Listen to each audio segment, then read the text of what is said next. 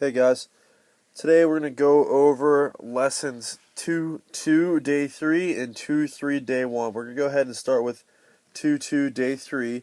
And this lesson is about applying what we just talked about about finding the vertex and the maximum and minimum of parabolas into real life situations where we find the maximum height of objects or the maximum area of certain shapes.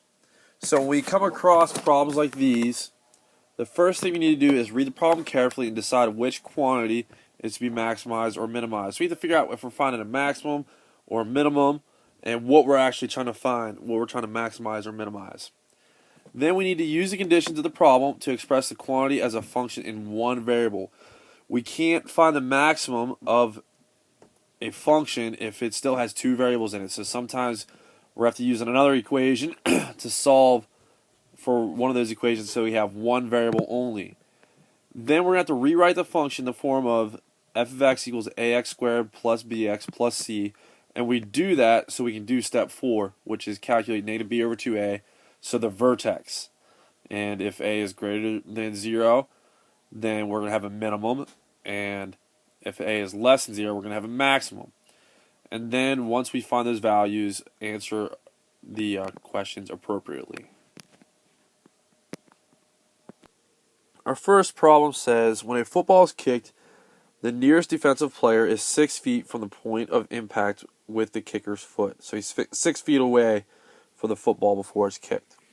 The height of the punted football, f of x, in feet can be modeled by f of x equals negative 0.01x squared plus 1.8x plus 2, where x is the ball's horizontal distance in feet from the point of impact with the kicker's foot. Now part A is asking us what is the maximum height of the punt and how far from the point of impact does this occur. So we're finding the maximum height and how far from the point of impact it happens. So we're dealing with the function f of x equals negative 0.01 x squared plus 1.18x plus 2. That's the function that is given to us. And that tells us the height, the f of x, whatever f of x is, that's the height. The height after the ball has traveled a horizontal distance x. So if we want to find the maximum height, we need to find the vertex of this quadratic equation. And remember, we find the vertex by doing x equals negative b over 2a. So in this case, b is 1.18, so I have negative 1.18 over 2 times a, which is negative 0.01. And that'll tell me the horizontal distance the ball will have to travel to reach the maximum. And when you type that in your calculator, you'll get 59 feet. So at 59 feet, so that's our horizontal distance.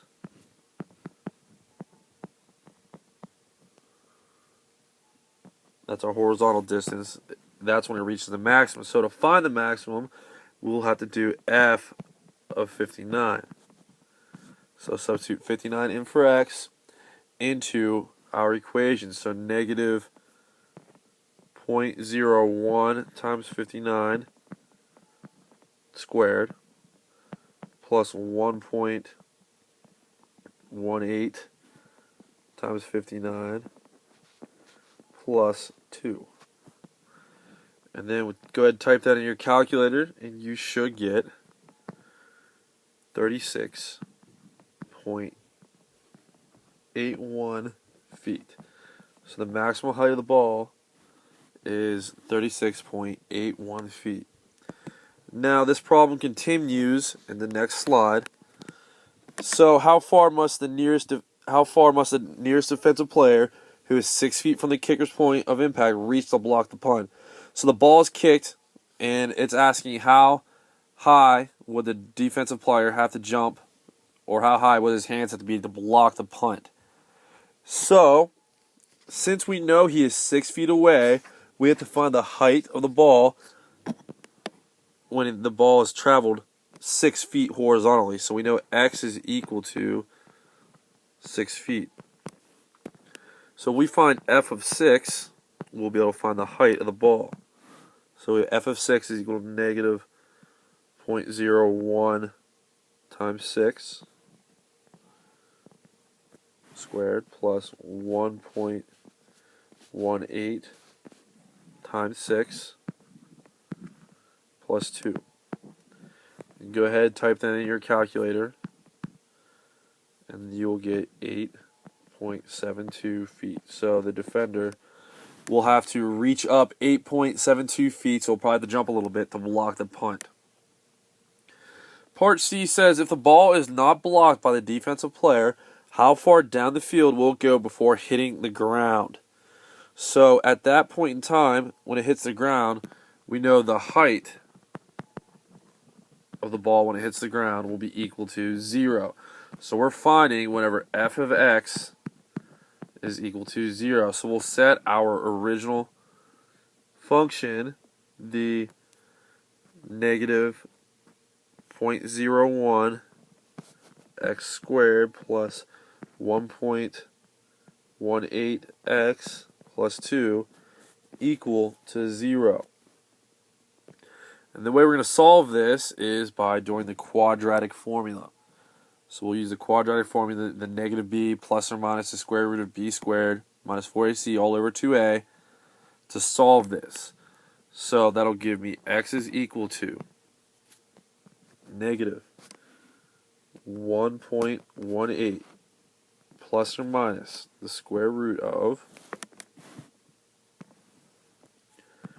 1.18 squared minus 4 times negative 0.01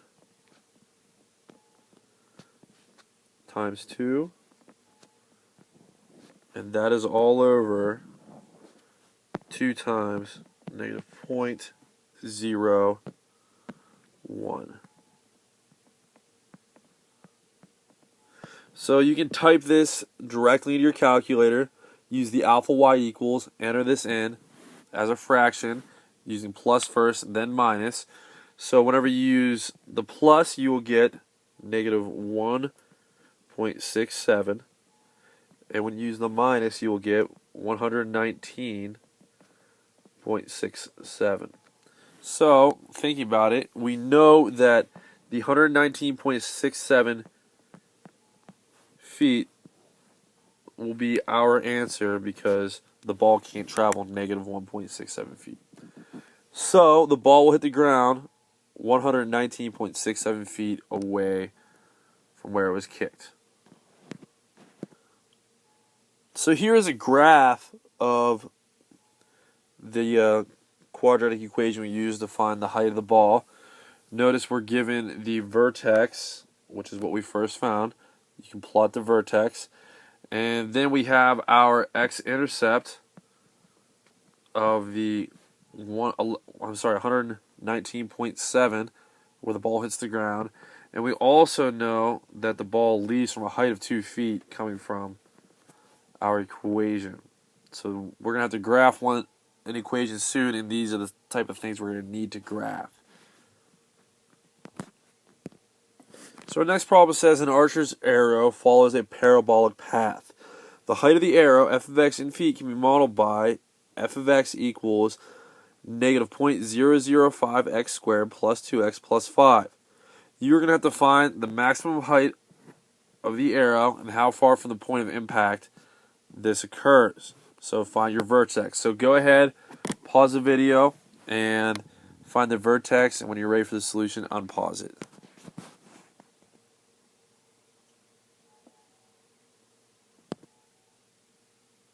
So when you find the x value of your vertex, you will get 200 feet, and that's the distance the arrow travels to get to the maximum height. And the maximum height of that arrow will be 205 feet. So the maximum height is 205 feet. Now we have to find the horizontal distance the arrow travels before it hits the ground. and round that to the nearest foot. So this is where you'll use the quadratic formula to find whenever our original equation is equal to 0. Go ahead and pause the video, and unpause it when you're ready for the solution.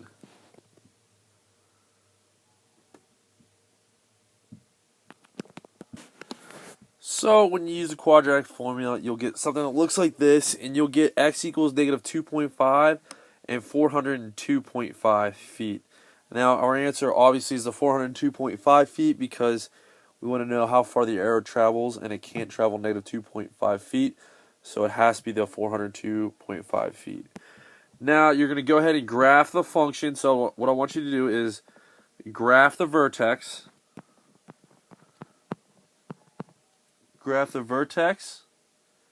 And the two x-intercepts you just found.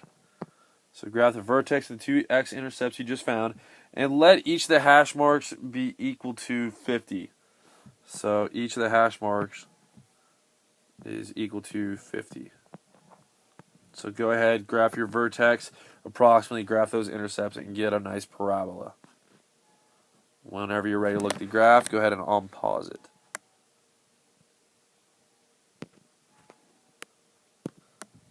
So when you get the vertex and the x-intercepts graphed, it'll look something like this. So this next problem is a number puzzle. Among all the pairs of numbers whose difference is 10, we need to find the pairs whose product is as small as possible. And we have to find what the minimum product is. So we know we have two numbers. We have x and we have y. And we know that the difference of those numbers, so subtraction, x minus y, is equal to 10. We know their difference is 10. What we need to do is take their product, and we need to minimize it, find the minimum product. So we have to find out whatever this is as small as possible. Now we can't do that right now because we have an x and a y. So we need to get this, that p equals xy equation, into just x's. So I'm going to take my first equation here and solve it for y. So I know what y is equal to, and I'll have my other equation only in terms of x's. So I'll go ahead and subtract x from each side. I'll have negative y is equal to negative x plus 10. Divide everything by negative 1, so y is equal to x minus 10.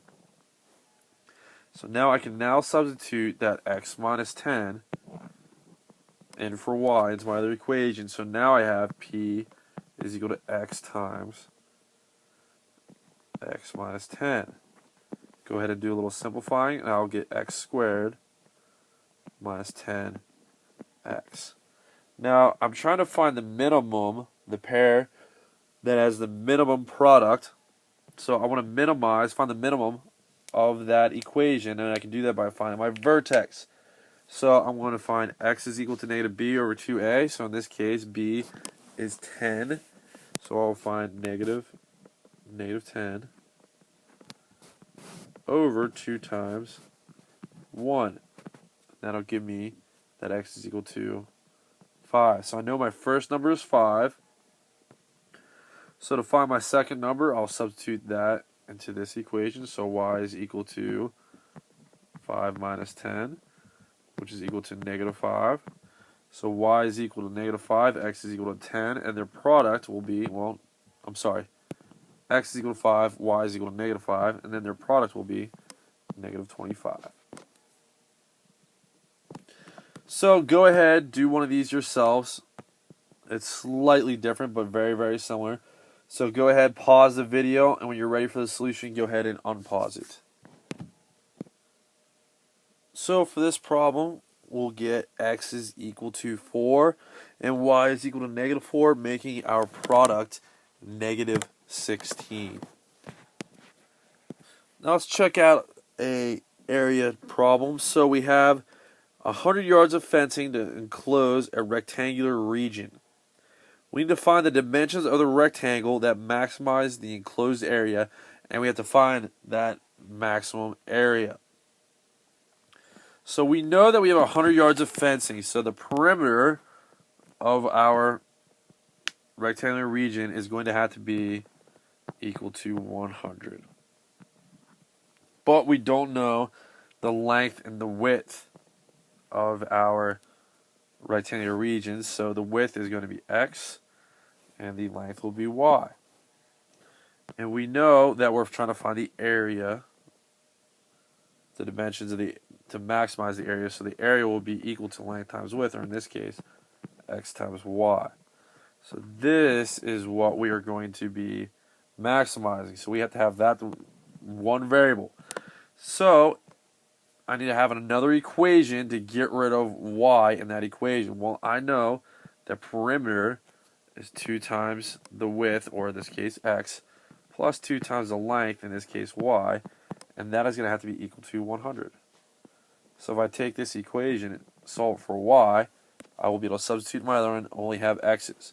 So I'll subtract 2x from both sides, and I'll get 2y is equal to 100 minus 2x.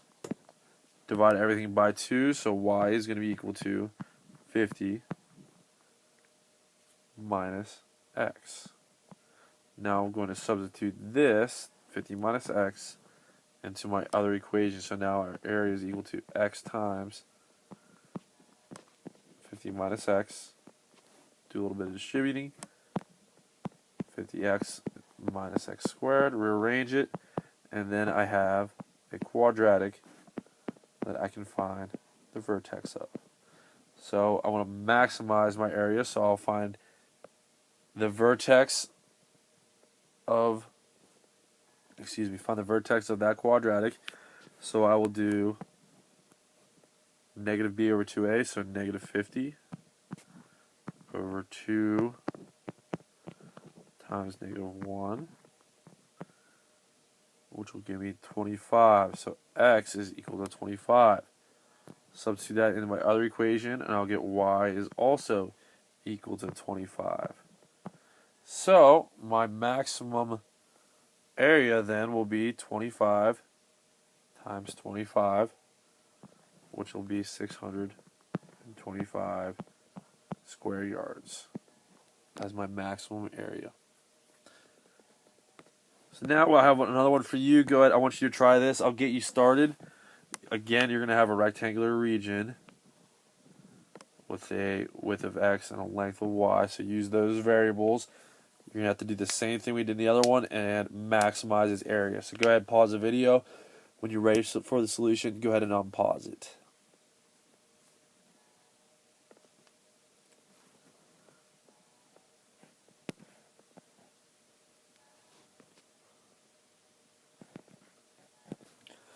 So you should get x is equal to 30 feet and y is also equal to 30 feet, giving us an area of 900 square feet. So that finishes up 2.2 day 3. We're now going to move on to section 2.3, which is polynomial functions and their graphs. So we're going to start off by talking about the definition of a polynomial function. We're going to let n be a non-negative integer where a sub n and a sub n minus 1 and so on and so forth are all real numbers. And then that gives us f of x is equal to a sub n times x to the power of n plus a sub n minus 1 times x to the power of n minus 1 and so on and so forth. So this is basically just a polynomial, so something that looks like f of x is equal to 3x to the power of 3 plus 2x squared plus x plus 7. Something like that. That's a polynomial. That's what we're talking about. And these are called polynomial functions with a degree n. Degree being the highest exponent. So, this is called a polynomial function of degree n. The number a of n is the coefficient of the variable with the highest power, called the leading coefficient. So the variable has the highest power. The number in front of it is the leading coefficient.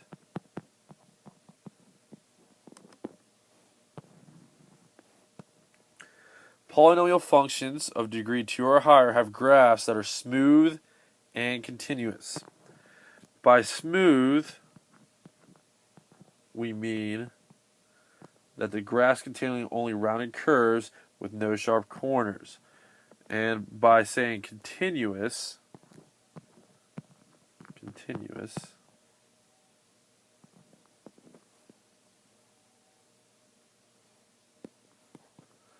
we're saying that we mean the graphs have no breaks, so they don't jump or skip or anything, and they can be drawn without lifting your pencil from the rectangular coordinate system.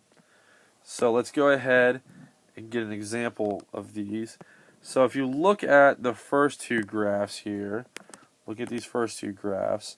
If you notice, there's smooth, rounded corners, and I can draw it without picking up my pencil, and there's no jumps or breaks. So this is what a graph of a polynomial would look like. Now looking at the other two graphs, notice that the first graph has a jump in it right here. Well, that means that this is not a continuous function. So it is not a polynomial function. And also looking at our second graph of this group, we have sharp corners here, here, and right there, showing us that we're not dealing with a polynomial. So the polynomial graphs have smooth curves, and it's continuous. Non-polynomials have jumps or breaks and have pointy edges, pointy corners. Now, when we have the end behavior, or talking about what a graph is doing as it approaches negative infinity or positive infinity, we can use the leading coefficient test. So as x increases or decreasing without bounds, so it just goes on forever, the graph of a polynomial function eventually rises or falls.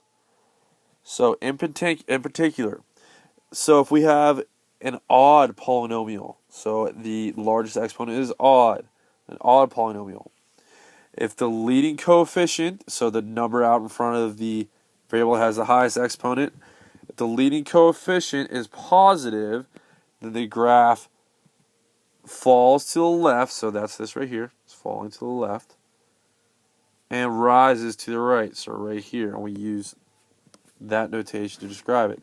If the leading coefficient is negative, we are rising to the left, so it's going up as it approaches negative infinity, and falls to the right, so it goes down as it approaches positive infinity. So that's whenever we have an odd function, odd polynomial. When we're talking about an even polynomial, so the biggest exponent is an even number, the leading coefficient is positive, the graph rises to the left, so it goes up as we get closer to x equals infinity, negative infinity, and it also goes up as we get closer to x equals infinity. If the leading coefficient is negative, then we go down both left and right, so we're falling down left and right.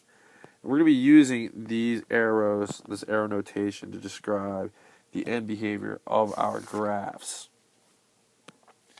So, a little bit of a reminder here. Odd degree polynomial functions have graphs with opposite behavior at each end, and even polynomial functions have graphs with the same behavior at each end. So remember, the odds are opposite and the evens are the same. So we're going to use the leading coefficient test to determine the end behavior of the graph of negative 3x cubed minus 4x plus 7. So let's take a look at our degree. First of all, our degree, or the highest exponent, is equal to 3 in this case, which is odd. And also, our leading coefficient is negative 3, which is a negative number. So if you look back at that chart, when we have a negative leading coefficient and an odd degree, we are going to rise left and fall right. Rise left, fall right, which will look like this. So in this next example, we're going to use a leading coefficient test to determine the end behavior of the graph. F of x equals x to the power of 4 minus 4x squared. In this situation, our degree is the highest exponent, 4.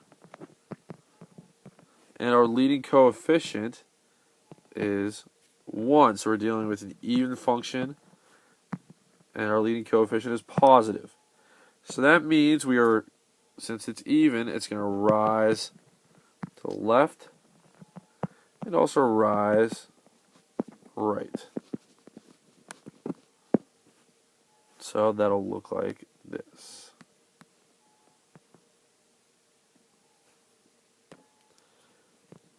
So let's go ahead and do the same thing for this one. We're going to find the leading coefficient, use the leading coefficient test to determine the end behavior of the graph. So our degree is 4, which means it is an even function. And our leading coefficient is negative 0.08, so it's a negative number. And since we're dealing with the even, that means we are going to fall to the left and fall to the right, according to our leading coefficient test. Now, if we're looking at the graph, however, this is the graph that we get if we would graph this in the standard viewing window. Notice that this does not appear that it is falling to the left, even though it does look like it's falling right. It looks like it's rising to the right. So what this graph does, we can't see right now because of our window, but what this graph is going to do is eventually it's going to come back down. But our window does not allow us to see this. We need to be careful when we're using these graphs or using our graphing calculators to do this, because our window doesn't always show us what we need it to.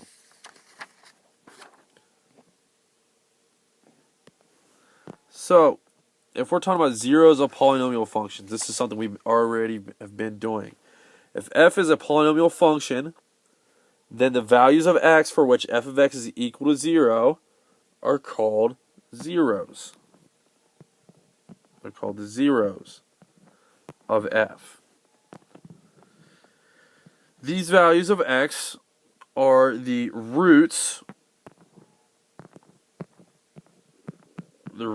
or solutions of the polynomial equation f of x equals 0. So we said in a polynomial equation equal to 0, it allows us to find our zeros or our roots or our solutions. Each real root of the polynomial equation appears as an x-intercept of the graph of the polynomial function. So if we have the example, we're going to find the zeros of f of x equals x cubed plus 4x plus 3x plus 12. And by definition, the zeros are the values of x for which f of x is equal to 0. So we're going to set our polynomial equal to 0. And then we're going to solve for x. And our first step is given to us where we are grouped the first two terms together and the second two terms. So we're going to factor this by grouping. I can factor an x squared out of my first group, leaving me with x plus 4. And a 3 out of my second group, leaving me with x plus 4 as well. We're still equal to 0. So, by factor by grouping, I know that x plus 4 is going to be, or x plus 4 times x squared plus 3 is going to be equal to 0. So to find out whenever this polynomial is equal to 0, I set both of my stuff that's in parentheses equal to 0. So that will give me x plus 4 equal to 0 and x squared plus 3 equal to 0. So in our first situation, we have x equals negative 4 as a root. In the next one, first thing you do is subtract 3, so x squared equals negative 3. And to finish this off, I have to take the square root of both sides. So x is equal to plus or minus the square root of negative 3, or plus or minus I root 3.